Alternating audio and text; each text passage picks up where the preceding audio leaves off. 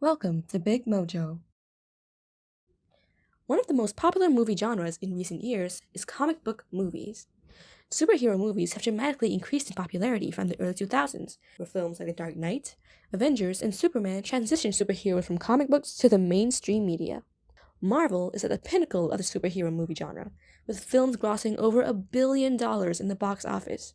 Unfortunately, this popularity is not exactly mirrored in the source material. Yikes. Big yikes. The print industry is declining, and that includes comic books. As we transition into a digital age, people are moving along with the times. With a swipe, we have the convenience of reading comics online. Enter digital comics. David Steinberger is the CEO of Comixology, Amazon's digital graphic novel service, one of, if not the biggest online comic services out there. I am shooketh. In an interview at the New York Comic Con in 2018, he mentioned that one key reason the comic book industry is suffering is due to the rise of on-demand streaming services. People are getting addicted to something he calls the binge consumption mentality.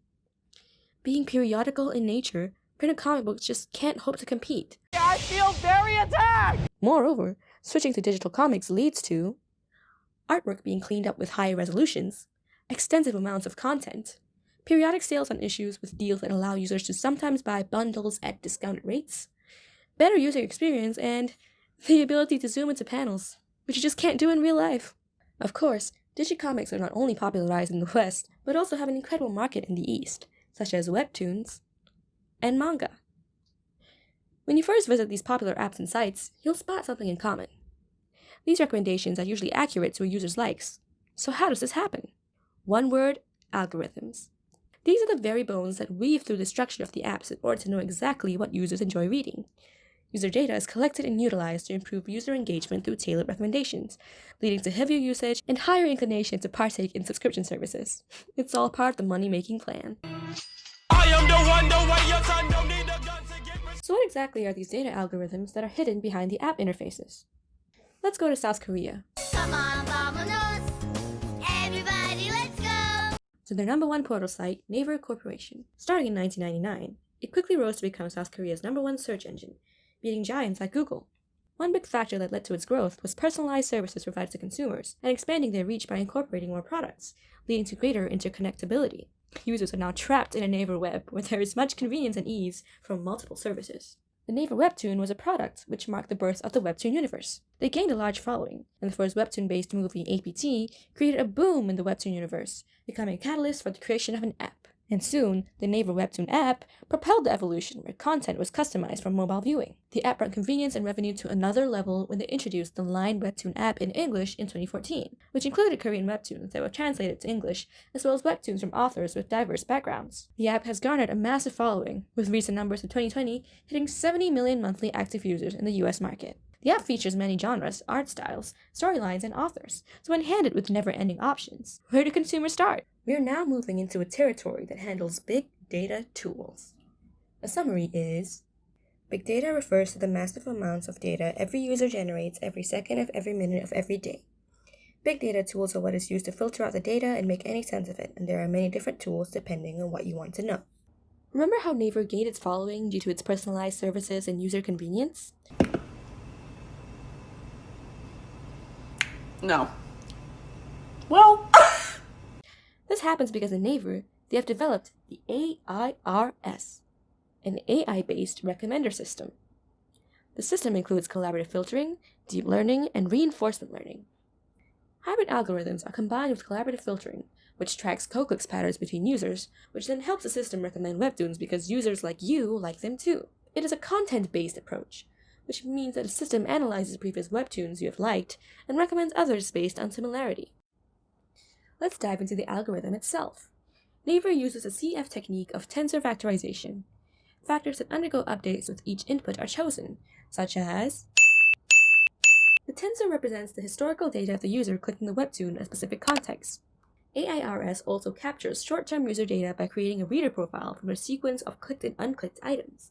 A reader's long-term and short-term preferences are then transformed into user-relevant scores which can then be compared to personalized attractive measures for certain webtoons. Other factors, such as the visuals viewed in the webtoon, user context, and trending webtoons, are then combined with the user-relevant scores using an orchestrated learn-to-rank algorithm. This orchestrated model then uses all that data and predicts webtoons that have a higher likelihood in being clicked.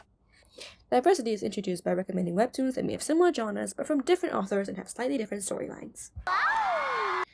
When the AIRS was implemented into Line Webtoon, there was a 30% increase in North American Android users and a 10% increase in revisits, just by having recommendations. Remember the summary of big data tools and how there are different kinds of tools depending on what you want to know? Sometimes companies want to know the same thing, but due to different circumstances and user culture, some tools are not as effective as others. We just talked about how CF is used in Naver to make recommendations, but that's not the only tool that can do it. In fact, now let's make a trip to China, where webcomics domination continues. In July 2018, the microblogging platform Weibo launched its manga platform, Weibo Comics. As of 2019, Weibo Comics had 10 million monthly active users. To tackle the problem of designing a personalized recommendation system, the company which owns the Weibo Comics app, Guki Beiting Information Technology, turned to academics. They found that there was one big problem that prevented the adoption of a collaborative filtering model, a commonly used model for recommendations. Oh, hell no! The number of users were much larger than the number of comics available on the platform. There were many rows of data, but also a lot of zeros in the columns. In short, for a collaborative filtering model, lots of zeros means not much learning happens, and it's more difficult to make accurate predictions or recommendations. So how now? Fret not, they had an alternative. As in, ANN. Okay, but what are ANNs? Well, ANNs are systems designed to simulate how our brains analyze and process information. I have brain, I have machine, ANN. The goal is for the system to learn and make decisions automatically. Yes, bitch, work. It's made up of artificial neurons, which receive and process input or information.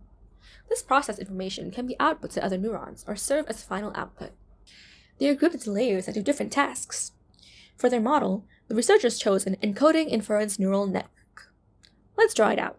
There are 4 main layers, the input and output layer, and 2 main hidden layers between them.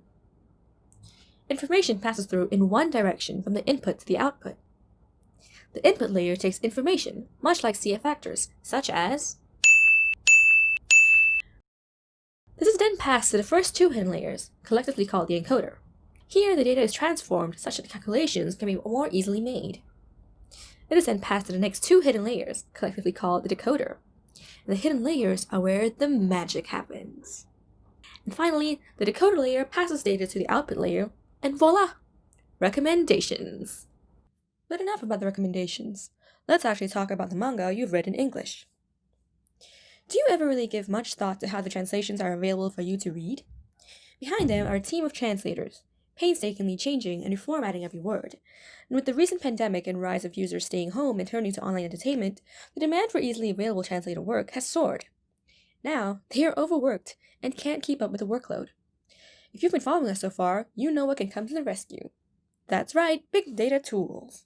Talented, brilliant, incredible, amazing, show-stopping, spectacular, never the same, totally unique. Yeah.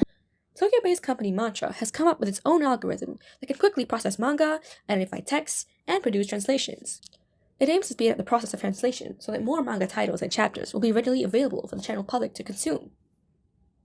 So, how does Mantra work? It's basically machine learning and prediction tasks. First, the machine is fed with manga. In Mantra's case, about 200 manga titles. The AI then detects text from the speech bubbles, which will then form a text dataset. This dataset is then translated into a target language, while taking into account any surrounding context that also needs to be translated. Finally, the original text in the speech bubbles are replaced with the resulting translated text. And there you have it, one translated manga. But it's still not ready to go. If you're a translator watching this and you started to worry, it's okay. Human translators will still be needed to proofread and polish the text. AI is not perfect, and language is complicated and constantly evolving. Disclaimer! Don't try this at home. As manga is artwork, there are copyright issues and other ethics to be considered when carrying out projects such as these. Some honorable mentions of companies that use big data are YouTube, Spotify, and Netflix. To sum up, big data is everywhere. It's all around you.